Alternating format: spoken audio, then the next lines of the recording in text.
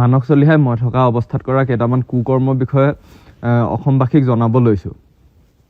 আপোনালোকৰ মনত আছে 2023 চনৰ 3 জানুৱাৰী তাৰিখে লখিমপুৰত এটা এক্সিডেণ্ট হৈছিলে। সেইটো কোনো এক্সিডেণ্ট নাছিলে, সেইটো সুপৰিকল্পিতভাৱে তেখেতক মানে মৰা হৈছে। তেখেতৰ নাম হৈছে সিদ্ধাৰ্থ বৰগোহাঁই। তেখেত এজন বডি বিল্ডাৰ আছিলে। তেখেতক সকলো অসমবাসী ৰাইজে চিনি পায়, তেখেত সুপৰিচিত হয়। তেখেতৰ মানস চলিহাৰ মাজত ব্যৱসায়ৰ কথা বতৰা আৰম্ভ হৈছিল আৰু মানস চলিহাই তেখেতৰ পৰা 35 লাখ টকা লৈছিলে। যেতিয়া মানস চলিহাই কোনো ব্যৱসায়ত তেখেতক সহায় নকৰে, তেখেতে ফোন কৰিলে ৰিচিভ নকৰে, তেতিয়া সিদ্ধাৰ্থ বৰগোহাঁই ডাঙৰীয়াই মানস চলিহাক সেই পইচা উভতাই বিচাৰিছিলে। আৰু সেই পইচা উভতাই বিচৰাত মানস চলিহাই তেখেতক আমি থকা অৱস্থাতে বহু বেয়াকৈ ধমকি দিছিলে, তেখেতলোকৰ মাজত কাজিয়া হৈছিলে। আৰু তেখেতক তেতিয়া মানস চলিহাই কৈছিলে যে তোৰ কি অৱস্থা হয় চাই থাক। আৰু তাৰ পাছতে মানস চলিহাই যি পৰিকল্পনা কৰিছিলে সেইমতে সিদ্ধাৰ্থ বৰগোহাঁই মৃত্যু ঘটিল। আচলতে চবকে যেনেদৰে ভাবিছে যে সেয়া এক দুৰ্ঘটনা, সেইটো দুৰ্ঘটনা নহয়, এটা পৰিকল্পিত মাৰ্ডাৰ। ঠিক যেনেধৰণে সিদ্ধাৰ্থ বৰগোহাঁই ডাঙৰীয়াক কৰিছিলে, ঠিক তেনেধৰণে আৰু বহুতো ল'ৰা ছোৱালীক কৰিছে। কিন্তু উপযুক্ত তথ্যৰ প্ৰমাণ নথকাৰ বাবে মানুহে তেখেতৰ বিষয়ে কোনো ক'ব নোখোজে। এইটো মাৰ্ডাৰটো অপেন চিক্ৰেট হয়, কিন্তু মানুহে মানস চলিহাৰ ভয়তে এই কথাটো সকলোৱে লুকুৱাই আছিলে। আৰু তেনেকুৱা বহুত যুৱকৰ ক্ষেত্ৰত হৈছে। মানস চলিহাই ট্ৰেপ পাতে, এখন জাল পাতে, যিখন জালত আলফাৰ নামত ভুৱাকৈ একাউণ্ট খোলে।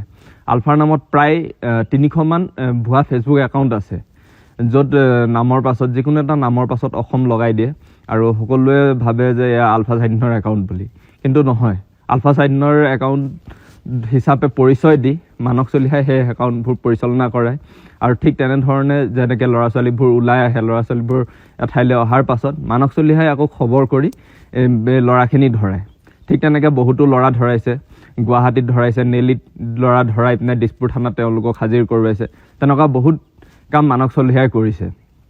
আৰু 2 নম্বৰতে মানস চলিহা কি হয়, এজন পিগী বেংক হয়।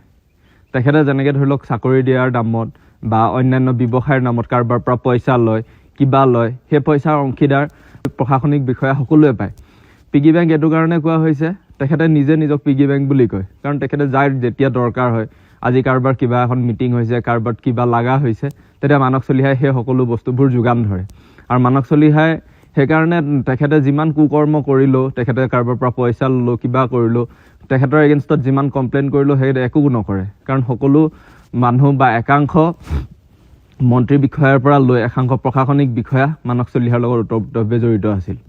আৰু ঠিক তেনেকৈ মানস চলিহাই যি ধৰণে নিজকে পৰিচয় দিয়ে যে মানস চলিহাই এজন অৰ্গেনিক ফাৰ্মিঙৰ ওপৰত তেখেতে কাম কৰে, প্ৰজেক্ট মেনেজাৰ হয়, তেখেতে ফাইনেন্সৰ এডভাইজাৰ হয়, মানে বেলেগ এখন ৰাজ্যৰ, কিন্তু সম্পূৰ্ণ তেখেতৰ এইবোৰ ভুৱা হয়। এইটো কাৰণে তেখেতে অৰুণাচললৈ যায় আৰু বিশেষকৈ নাগালেণ্ডলৈ যায়। এইকাৰণে যায় যে তেখেতৰ তাত কিছুমান এনেকুৱা চ'ৰ্চ আছে যে আলফাৰ সন্দৰ্ভত কিবা তেখেতে বাতৰি পায় নেকি, আলফাৰ সন্দৰ্ভত যি খবৰ উলিয়াব লাগে সেই খবৰবোৰ বিশেষকৈ উলিয়াবলৈ মানস চলিহাই তেনেকুৱা ঠাইলৈ যায়। তাত মানুহ মানে ফিটিং কৰি ৰাখে যে এনেকুৱা কৰিবি, আৰু সেই যেতিয়া ল'ৰা ছোৱালীবোৰ মানস চলিহাই নিজে কণ্টেক্ট কৰাই পিনে এটা জেগালৈ পঠিওৱাৰ পাছত সেই ল'ৰা ছোৱালীবোৰ ধৰিবৰ কাৰণে হওক বা আলফাৰ অন্যান্য কিছু তথ্যৰ কাৰণে মানস চলিহাই সেই নাগালেণ্ড হওক, অৰুণাচললৈ হওক বিশেষকৈ অহা যোৱা কৰে।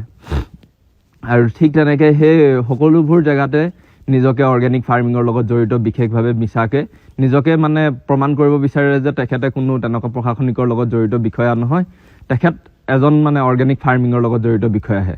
এইবোৰ সকলোবোৰ সম্পূৰ্ণ মিছা কথা। আৰু এতিয়া আপোনালোকক মই যিখিনি কথা কৈছোঁ, ল'ৰা ছোৱালী ধৰাৰ পৰা লৈ সকলোখিনি মই থকা অৱস্থাত, মই জনা অৱস্থাত সকলোখিনি হৈছে। সিদ্ধাৰ্থ বৰগোহাঁই ডাঙৰীয়াৰ যি মৃত্যু হৈছে, তেখেতক মৰাৰ কথা, তেখেতক মাৰ্ডাৰ কৰাৰ পাছত ড্ৰিংকছ কৰি মানস চলিহাই নিজ মুখেৰে কৈছিলে যে পইচা বিচৰাৰ কাৰণে তেখেতক মৰা হৈছে, আৰু সেইটো সম্পূৰ্ণ এটা এক্সিডেণ্টৰ ৰূপ দিয়া হৈছে।